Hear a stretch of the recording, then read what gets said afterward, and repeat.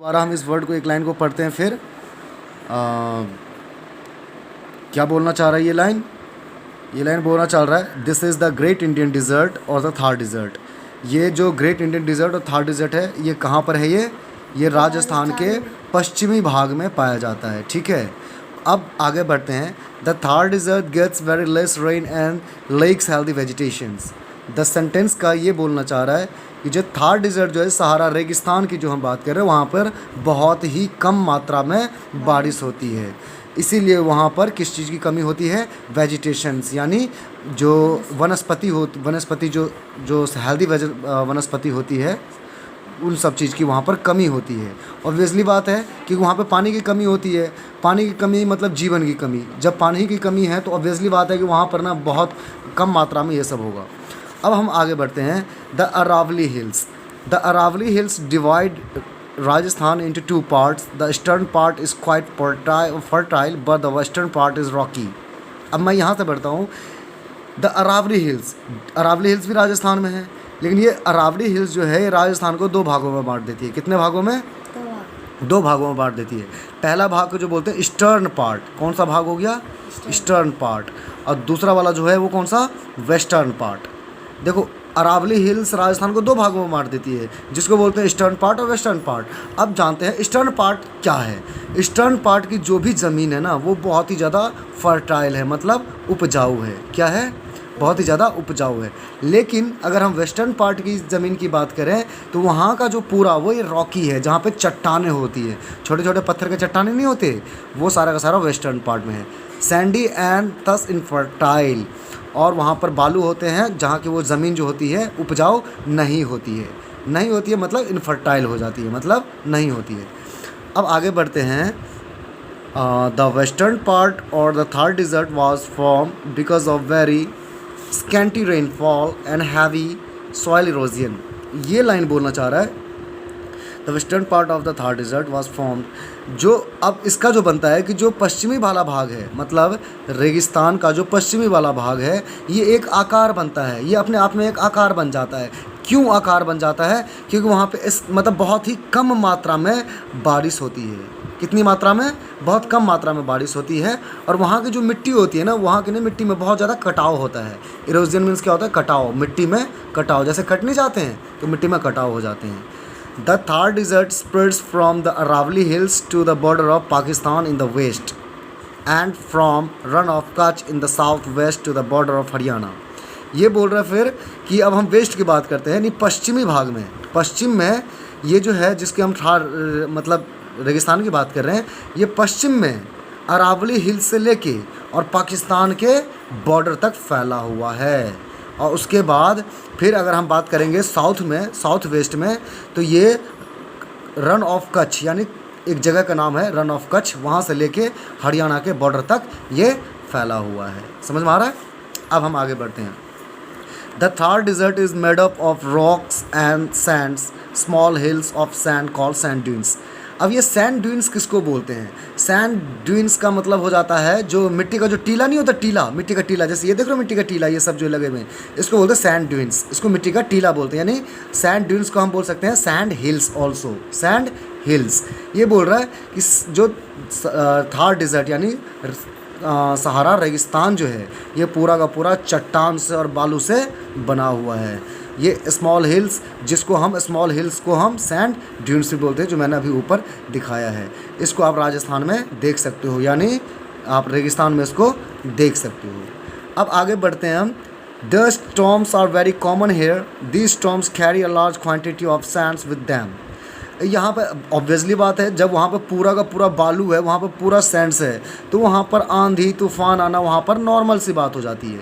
और जब वो आंधी आती है ना, वहाँ पर जब स्टॉर्म्स वगैरह कोई भी आंधी आती है तो अपने साथ भारी मात्रा में ना बालू को लेके आ जाती है। और इस प्रकार क्या होता है, जो सैंड ड्यून्स का जो हमने बोला है बालू का टीला, वो एक जगह से दूसरे जगह पर मतलब हवा में जैसे होता है ना कि हवा के झोंके जब चलते हैं बहुत तेज़, जब आंधी आती है तो यही हवा का टीला जो है ना, ये बालू का टीला, ये उड़ के वहाँ चला जाएगा, वहाँ चला जाएगा, वहाँ चला जाएगा। यही बोल रहा है कि ये शिफ्ट हो जाता है one place to another place. Got it? अब पढ़ते हैं। The climate in the desert is of extreme type. मतलब जो रेगिस्तान का जो जलवायु होता है, जो क्लाइमेट होता है, वो बहुत ही ज़्यादा चरम प्रकार की होती है। किस प्रकार की? चरम प्रकार की होती है। The summers are extremely hot and the winters severely cold. मतलब एक चरम प्रकार की इसलिए बोलते हैं क्योंकि ये गर्मी में बहुत ही ज़्यादा मतलब अत्यधिक गर्मी हो जाती है, और सर्दी में क्या हो जाता है, ये बहुत ज़्यादा ठंडी हो जाती है। But one interesting thing is that the summer nights are comparatively cooled. मतलब ये बोलना चाह रहा है कि इसके अंदर एक इंटरेस्टिंग फैक्ट है, दिलचस्प बात ये है कि जो इस रेगिस्तान में जो है ना, वो रात के दिन के अपेक्षा में रात बहुत जल्दी ही ठंडी हो जाती है। मतलब कि अगर रेगिस्तान में अगर धूप पड़ती है ना, तो धूप बहुत ज़्यादा होगी, लेकिन अगर शाम होगी तो अब मानते हो कि वहाँ पर ना जैसे शाम हुई, वहाँ पर ना उसका जो वातावरण होता है ना, वो बहुत ज़्यादा ठंडा हो जाता है। ये इंटरेस्टिंग बात है इसके अंदर। This is because the sand at night cools down very quickly. मतलब ये इसलिए हो जाता है कि रात में जो भी बालू होते हैं ना, वो बहुत ही ज़्यादा ठंडा हो जाता है रात की अपेक्षा में, रात में। Got it? अब हम आगे बढ़ते हैं। The Thar desert gets scanty rainfall. मतलब वही जो मैंने ऊपर बताया, स्कैंटी मीन्स होता है अल्प, यानी मतलब कम मात्रा। तो ये बोल रहा है जो सहारा रेगिस्तान जो है उसके अंदर बहुत कम मात्रा में बारिश होती है। There is hardly any vegetations in the desert. Obviously बात है कि जब वहाँ पे बारिश ही नहीं होती है तो वहाँ पे फिर जलवायु कैसे पनपेगी? वहाँ पे जो वेजिटेशंस होता है, जो क्रॉप्स होते हैं, उनको आप कैसे उगाओगे? क्योंकि उनको उगाने के लिए पानी की ज़रूरत पड़ेगी, तो पानी तो है नहीं। तो there is hardly any vegetation the deserts, यानी उस डिज़र्ट एरिया में इसीलिए वेजिटेशन यानी वनस्पति की कमी हो जाती है। अब हम आगे बढ़ते हैं। At some places thorny shrubs are found. मतलब कुछ जगह पे हमें क्या क्या मिल जाता है, झाड़ियाँ या कुछ ऐसे जो हमें वो सब मिल जाते हैं।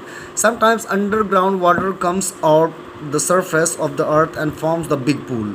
मतलब कभी कभी क्या होता है उस रेगिस्तान में, जो ज़मीन के अंदर से जो होता है वो पानी, ज़मीन के ऊपरी सतह से जो है वो पानी निकलता है धरती के नीचे से, जो एक बहुत बड़े पूल में निर्माण हो जाता है। किस में? बहुत बड़े पूल में निर्माण हो जाता है। Such a place is known as oasis. उसी को हम ओसिस बोलते हैं। यानी रेगिस्तान में कभी कभी क्या होता है, अंडरग्राउंड मतलब ज़मीन के सतह से जो है ना वो पानी निकलता है, जिसको हम ओसिस बोलते हैं। ये एक बहुत बड़े पूल में कन्वर्ट हो जाता है, बहुत बड़े पूल का निर्माण कर देता है। Some plants like date, palms, कीकर, बबूल and grass grow here. Some small villages are developed around on oasis. अब ऑब्वियसली बात है, इतने बड़े रेगिस्तान की अगर हम बात कर रहे हैं तो इतने बड़े रेगिस्तान में पानी तो उनको मिलना ही चाहिए। मतलब पानी के लिए तो अब पानी कहाँ से मिलेगा वो? तो वही रेगिस्तान में जो अंडरग्राउंड वाटर से जो पानी निकलता है, तो उसको एक प्रकार से उन्होंने नाम दिया है ओसिस। ओसिस एक प्रकार से हो गया कि जो जहाँ से पानी निकलता है उस जगह का। अब जहाँ पे ओसिस होगा वहाँ पे जीवन तो पनपेगा ही पनपेगा। तो इसलिए वहाँ पे क्या होता है, घास जो यहाँ पे बोल गया है, जैसे ये पाल्म्स का, ये कीकर का, ये बबूल का और ये ग्रास यानी ये घास सब जो है ये भारी मात्रा में वहाँ पे उगते हैं, और छोटे छोटे गांव जो हैं वो उसके आसपास बस जाते हैं ताकि उनको पानी लेने में कोई समस्या ना हो। देख लो यहाँ पे बताया गया है oasising desert. Got it the point? अब now we will go ahead. The Thar desert has no permanent river. मतलब कि जो सहारा रेगिस्तान है वहाँ पे कोई परमानेंट नदी नहीं है, हमेशा के लिए वहाँ पे कोई नदी नहीं है। There are small streams which are usually dry. वहाँ पे ना स्मॉल स्ट्रीम्स होते हैं जो कि वो भी सूखे होते हैं, स्ट्रीम्स मीन्स क्या हो गया? स्ट्रीम्स का मतलब एक प्रकार का बोल सकते हो नदी या धारा। क्या बोल सकते हो? धारा। समझ में आ रहा है आपको?